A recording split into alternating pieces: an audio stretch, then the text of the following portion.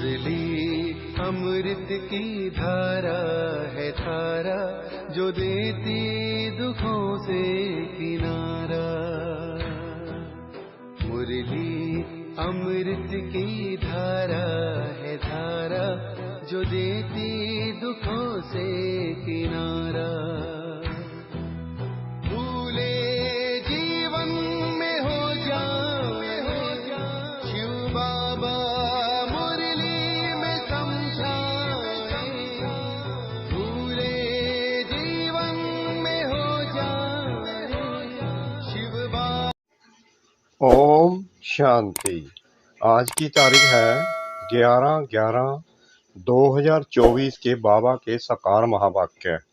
मीठे बच्चे, अपने ऊपर पूरी नजर रखो, कोई भी बेकायदा चलन नहीं चलना। श्रीमत का उल्लंघन करने से गिर जाएंगे। बाबा ने प्रश्न पूछा, पद्मा पद्मपति बनने के लिए कौन सी खबरदारी चाहिए? बाबा ने उत्तर दिया, सदैव ध्यान रहे, जैसा कर्म हम करेंगे हमें देख और भी करने लगेंगे। किसी भी बात का मिथ्या अहंकार ना आए। मुरली कभी भी मिस ना हो। मनसा वाचा कर्मणा, अपनी संभाल रखो। ये आंखें धोखा ना दे तो पद्मों की कमाई जमा कर सकेंगे। इसके लिए अंतर्मुखी होकर बाप को याद करो और विकर्मों से बचे रहो। ओम शांति। रूहानी बच्चों को बाप ने समझाया है। यहाँ तुम बच्चों को इस ख्याल से जरूर बैठना होता है, यह बाबा भी है, टीचर और सतगुरु भी है। और यह भी महसूस करते हो, बाबा को याद करते करते पवित्र बन पवित्र धाम में जाकर पहुंचेंगे। बाप ने समझाया है कि पवित्र धाम से ही तुम नीचे उतरते हो, उसका नाम ही है पवित्र धाम। सतो प्रधान से फिर सतो रजो तमो। अभी तुम समझते हो कि हम नीचे गिरे हुए हैं, अर्थात वेश्यालय में हैं। भल तुम सत्युग पर हो, परंतु ज्ञान से तुम जानते हो कि हमने किनारा किया हुआ है। फिर भी अगर हम शिव बाबा की याद में रहते हैं तो शिवालय दूर नहीं। शिव बाबा को याद नहीं करते तो शिवालय बहुत दूर है। बाबा कहते हैं, इस वक्त तुम नरक में हो, नरक में। इस पढ़ाई से तुम सत्युग में चले जाओगे, शिवालय में चले जाओगे। अगर नहीं पढ़ोगे तो कुछ भी नहीं बनोगे। सजाएं खानी पड़ती हैं तो बहुत दूर हो जाता है। तो बाप बच्चों को कोई जास्ती तकलीफ नहीं देते हैं। उन्होंने तो सिर्फ एक बात कह दी बाबा ने कि मुझे याद करने से तुम्हारे विकर्म विनाश होंगे, पतित से पावन बनेंगे। वो कोई तकलीफ नहीं देते। ये कोई खास बात भी नहीं है। चलते फिरते हर कर्म करते, बस बाप की याद रहे। मेरा तो एक शिव बाबा, दूसरा ना कोई। एक तो बार बार कहते हैं मनसा वाचा कर्मणा, पवित्र बनना है। बाबा कहते हैं मनसा और वाचा और कर्मणा में पवित्र रहना। बस ये आंखें भी बड़ा धोखा देती है, इनसे बहुत संभाल कर चलना होता है। बाप ने समझाया है कि ध्यान और योग बिल्कुल अलग है। योग अर्थात याद। आंखें खुली होते भी तुम याद कर सकते हो। बाबा ने ये नहीं कहा कि आंखें बंद कर मेरे से ध्यान करो। बाबा कहते याद अंदर में चलती रहे, आंखें खुली हो। ध्यान को कोई योग नहीं कहा जाता। योग भी ले जाते हैं तो डायरेक्शन अनुसार ही जाना है। इसमें माया भी बहुत आती है। माया ऐसी है जो एकदम नाक में दम कर देती है। जैसे बाप बलवान है वैसे माया भी बड़ी बलवान है। इतनी बलवान है जो सारी दुनिया को विशालय में ढकेल दिया है। इसलिए इसमें बहुत खबरदारी रखनी होती है। बाप की कायदे अनुसार याद चाहिए, बेकायदे कोई काम किया तो एकदम गिरा देती है। ध्यान आदि की कभी कोई इच्छा नहीं रखनी है, इच्छा मात्रम अविद्या। बाप तुम्हारी सब मनोकामनाएं बिगर मांगे पूरी कर देते हैं। अगर बाप की आज्ञा पर चले तो, अगर बाप की आज्ञा ना मान उल्टा रास्ता लिया तो हो सकता है स्वर्ग के बदले नरक में ही गिर जाए। गायन भी है, गज को ग्राहक ने खाया, बहुतों को ज्ञान देने वाले भोग लगाने वाले आज हैं कहाँ, क्योंकि बेकायदे चलन के कारण पूरे मायावी बन जाते हैं। डीटी बनते बनते डेविल बन जाते हैं। बाप जानते हैं कि बहुत अच्छे पुरुषार्थी जो देवता बनने वाले थे वह असुर बन असुरों के साथ रहते हैं, ट्रेटर हो जाते हैं। बाप का बनकर फिर माया के बन जाते, उन्हें ट्रेटर कहा जाता है। अपने ऊपर नजर रखनी होती है। नजर कैसे रखनी है? रोज अपने आप को चेक करना है कि मेरे से आज कोई बाबा की पढ़ाई में कोई गलती तो नहीं हुई, कोई मैंने उल्टा सुल्टा काम तो नहीं किया। बाबा को रोजाना पोता मेल देना है, लेटर लिखना है, चिट्ठी व्यवहार करना है। श्रीमत का उल्लंघन किया तो यह गिरे। बाबा ने कहा अगर मेरी श्रीमत का उल्लंघन करोगे तो अभी गिरे, पता भी नहीं पड़ेगा। बाप तो बच्चों को सावधान करते हैं कि कोई ऐसी चल ना चलो जो रसातल में पहुंच जाओ, यानी कि पाताल में पहुंच जाओ। कल भी बाबा ने समझाया, बहुत गोप हैं आपस में कमेटियां आदि बनाते हैं, जो कुछ करते हैं श्रीमत के आधार बिगर करते हैं तो डिस सर्विस करते हैं। बिगर श्रीमत करेंगे तो गिरते ही जाएंगे। बाबा ने शुरू में कमेटी बनाई थी तो माताओं की बनाई थी, क्योंकि कलश तो माताओं को ही मिलता है। वंदे मातरम गाया हुआ है ना। अगर गोप लोग कमेटी बनाते हैं तो वंदे गोप तो गाय नहीं है। श्रीमत पर नहीं तो माया के जाल में फंस पड़ते हैं। बाबा ने माताओं की कमेटी बनाई, उन्हों के हवाले सब कुछ कर दिया। पुरुष अक्सर करके देवाला मारते हैं, स्त्रियां नहीं। तो बाप भी कलश माताओं पर रखते हैं। इस ज्ञान मार्ग में माताएं भी देवाला मार सकती हैं। पद्मा पद्म भाग्यशाली जो बनने वाले हैं वह माया से हार खाकर देवाला मार सकते हैं।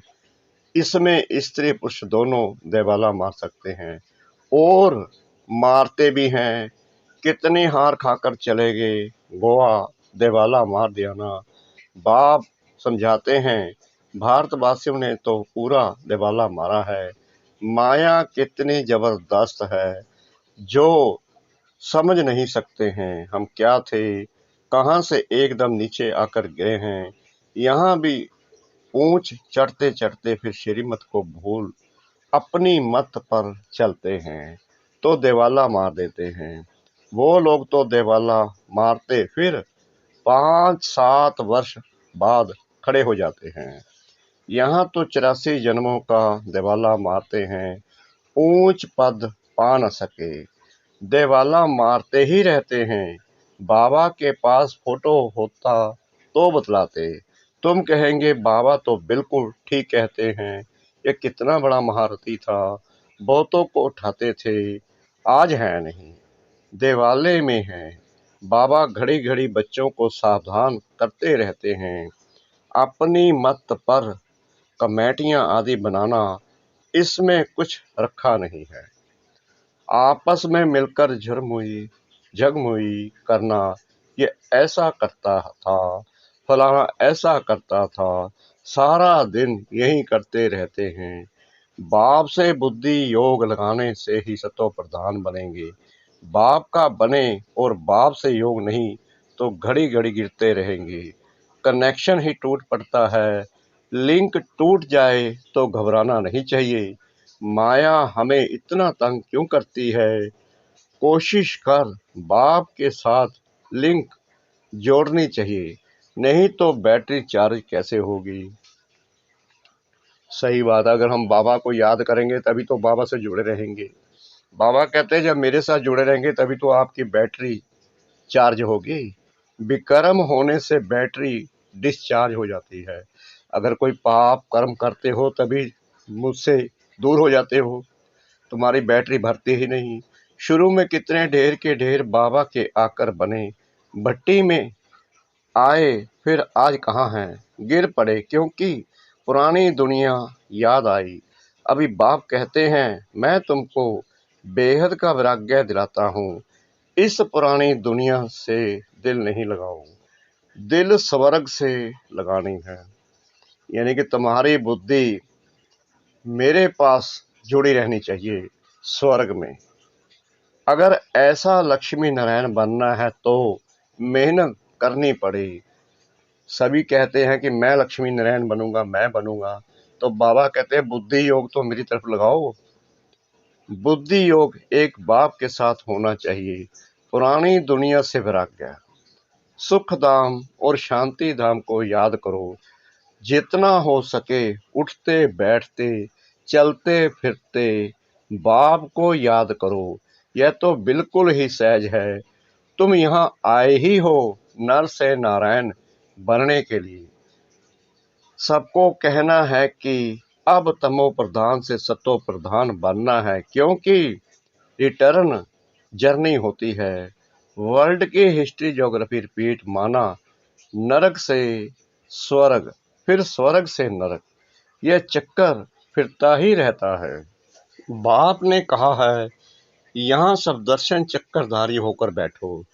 इसी याद में रहो कि हमने कितने बार चक्कर लगाया है, अभी फिर से हम देवता बन रहे हैं। दुनिया में कोई भी इस राज को नहीं समझते हैं। ये ज्ञान देवताओं को है नहीं, वह तो हैं ही पवित्र, उनमें ज्ञान ही नहीं जो शंख बजावें। वह पवित्र हैं, उनको ये निशानी देने की दरकार नहीं। निशानी तब होती है जब दोनों इकट्ठे होते हैं। तुमको भी निशानी नहीं, क्योंकि तुम आज देवता बनते बनते कल असुर बन जाते हो। बाप देवता बनाते माया असुर बना देती है। बाप जब समझाते हैं तब पता पड़ता है कि सचमुच हमारी अवस्था गिरी हुई है। कितने बेचारे शिव बाबा के खजाने में जमा कराते फिर मांग कर असुर बन जाते। इसमें योग की ही सारी कमी है। योग से ही पवित्र बनना है। बुलाते भी हो बाबा आओ, हमें पतित से पावन बनाओ, जो हम स्वर्ग में जा सके। याद की यात्रा है ही पावन बन, ऊंच पद पाने के लिए। जो मर जाते हैं फिर भी जो कुछ सुना है तो शिवालय में आएंगे जरूर। पद भल कैसा भी पाएं, एक बार याद किया तो स्वर्ग में आएंगे जरूर।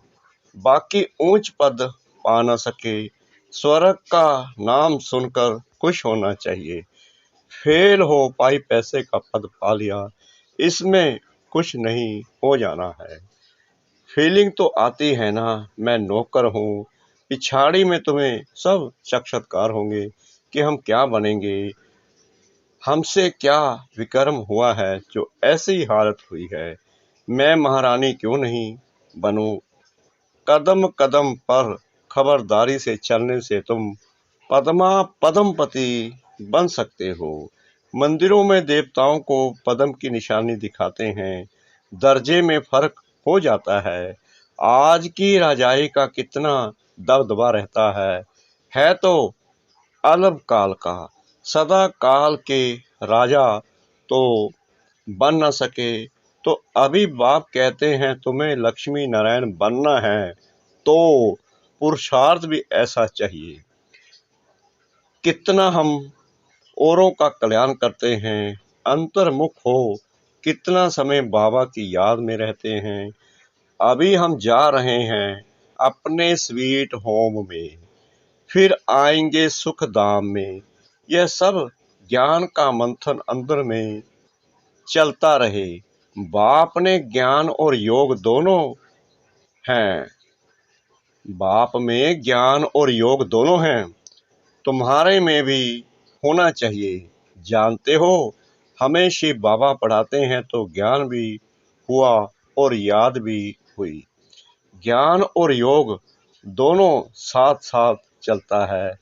ऐसे नहीं योग में बैठो, बाबा को याद करते रहो और नॉलेज भूल जाए। बाप योग सिखलाते हैं तो नॉलेज भूल जाते हैं क्या? सारी नॉलेज उनमें रहती है। तुम बच्चों में भी नॉलेज होनी चाहिए, पढ़ना चाहिए। जैसे कर्म में करूँगा, मुझे देख और भी करेंगे। बाबा कहते हैं जैसे कर्म तुम करोगे और भी तुम्हें देखकर करेंगे।